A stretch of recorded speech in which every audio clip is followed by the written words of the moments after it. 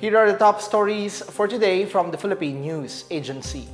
We begin with a picture of resilience and change depicted by a recent survey, as nearly 40% of Filipinos say their quality of life has improved.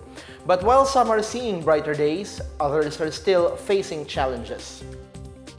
Based on the latest findings from the Social Weather Station survey, 39% of Filipino adults feel that their quality of life has improved from a year ago.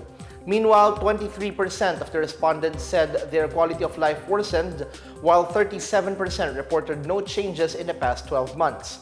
According to SWS, these survey results collected between June 23 and July 1, 2024 showed a strong net positive score of 15. This represents a noticeable increase of 10 points from the earlier March 2024 survey, which had a fair score of 5. However, the June score remains just under the pre-pandemic level of 18 positive recorded in December 2019. In the June 2024 survey, Balanced Luzon had the top score of excellent, plus 26 in net gainers. Metro Manila followed with a very high at positive 16, Mindanao with a high at positive 7, and the Visayas at positive 1. The nationwide net gainers score saw a significant 10-point increase from March to June 2024, with improvements in all areas, especially in Mindanao, according to SWS. In terms of educational levels, net gainers among college graduates rose from positive 10 in March 2024 to a strong positive 21 in June. Junior high and elementary graduates achieved very high ratings, while non-elementary graduates received a fair net 0 score. For families who did not experience hunger had a very high net gainer score of positive 18, while families with moderate hunger had a score of positive 12. Families experiencing severe hunger were still classified in the mediocre category with a score of negative 17. Families who identified themselves as not poor recorded an excellent score of positive 26, while those who considered themselves poor had a high score of positive 9. According to SWS, historically, the poor have had a lower net gainer score compared to the borderline and not poor, indicating that the poor generally experience more losses than gains. The second quarter 2024 Social Weather Station survey was conducted through face-to-face interviews with 1,500 adults nationwide. Shifting gears now, a high-profile arrest at the nation's main gateway. Immigration authorities have apprehended the older brother of a former presidential advisor who is accused of serious violations. The charges range from misrepresentation to defrauding employees. Yang Jianxin, the 54-year-old brother of former presidential economic advisor Michael Yang, was taken into custody by the Bureau of Immigration upon landing at the Ninoy Aquino International Airport, or NAIA.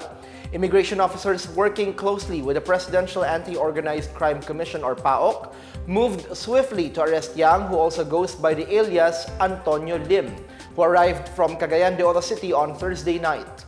His arrest stems from allegations of misrepresentation and falsifying information related to his ownership of Phil-Sanja Corporation, as well as failing to remit employee contributions to the SSS, Pag-ibig, and PhilHealth. Yang is facing deportation for undesirability and misrepresentation after allegedly falsely claiming to be a Filipino and providing false information regarding the Securities and Exchange Commission certification of Phil-Sanja Corporation, which he owns, according to PAOC. Yang is facing the possibility of deportation and blacklisting, though this will only take place after all pending cases against him in the Philippines are resolved. The House of Representatives has approved a measure seeking to strengthen the capabilities of the Philippine Coast Guard. During Thursday's plenary session, 183 lawmakers overwhelmingly voted in favor of House Bill 10841.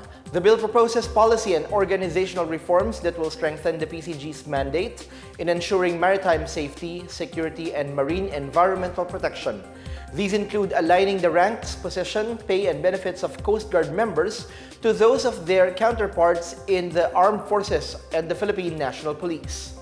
The bill seeks the creation of a PCG Modernization Trust Fund. It also intends to increase the Coast Guard's minimum manning level from the current 1 uniformed personnel per kilometer of coastline to 3 uniformed personnel. The measure will also pave the way for the creation of the Office of Coast Guard Attaché as well as the Coast Guard Internal Affairs Service to maintain accountability. The European Union has released 200,000 euros or approximately 12.4 million pesos in funds to help the Philippines deal with the destruction left by Typhoon Yagi, locally known as Severe Tropical Storm Enteng. The funding is part of a relief package worth 2.2 million euros prepared for Southeast Asian countries severely hit by the storm. Myanmar will receive the biggest portion of the relief aid at 1.2 million euros, followed by Vietnam with 650,000 euros and Laos with 150,000 euros. Before this, the EU has produced maps for damage assessment in affected communities through the Copernicus Emergency Satellite Mapping Service. Commissioner for Crisis Management Yanez Lenarchik said EU stands ready to help the communities affected by the storm with all the means at its disposal. Meanwhile, Romania is set to accept applications for its government scholarship program for non-European Union countries, including the Philippines, in January 2025. Romanian Ambassador to Manila, Raduta Dana Matache, urged Filipinos to take advantage of Bucharest's Study in Romania program. She says the all-expense-paid scholarship covers diverse areas of studies and the diploma is recognized all over the EU. It also shoulders expenses for a Romanian language preparatory year. Matache further noted that studying in Romania is affordable due to its low cost of living. The scholarship program is funded by the Romanian Ministry of Foreign Affairs and the Ministry of Education. Interested applicants may check out the Study in Romania platform or studyinromania.gov.ro for updates. A look at the weather now. Pag-asa is monitoring a newly formed low-pressure area over the extreme northern Luzon. The LPA was spotted 745 kilometers east-southeast of Itbayat, Batanes, and has no effect on the country for now. Rains felt in most parts of the country are caused by the southwest monsoon or habagat, affecting Luzon and the Visayas. Monsoon rains will pour over Zambales and Bataan provinces and occasional rains over the Ilocos region. Metro Manila, Northern Samar, Eastern Samar, and the rest of Luzon will experience cloudy skies with scattered rains or thunderstorms. The rest of the Visayas can also expect partly cloudy to cloudy skies with isolated rain showers or thunderstorms due to the southwest monsoon. Meanwhile, Mindanao may experience partly cloudy to cloudy skies with isolated rains or thunderstorms due to localized thunderstorms. And that's the latest and biggest stories on the PNA Headlines. For more news updates, visit our website pna.gov.ph or our Facebook and X account, Philippine News Agency. The PNA Headlines is also streamed via the Silbicio Facebook page. You may also watch the PNA Headlines through the Philippine News Agency's YouTube account and via the News and Information Bureau website under PNA News. Don't be naughty and be nice. You will get a wonderful surprise. It's 96 days before Christmas. I'm Bench Bondok. This is the PNA Headlines, bringing stories that unite the nation.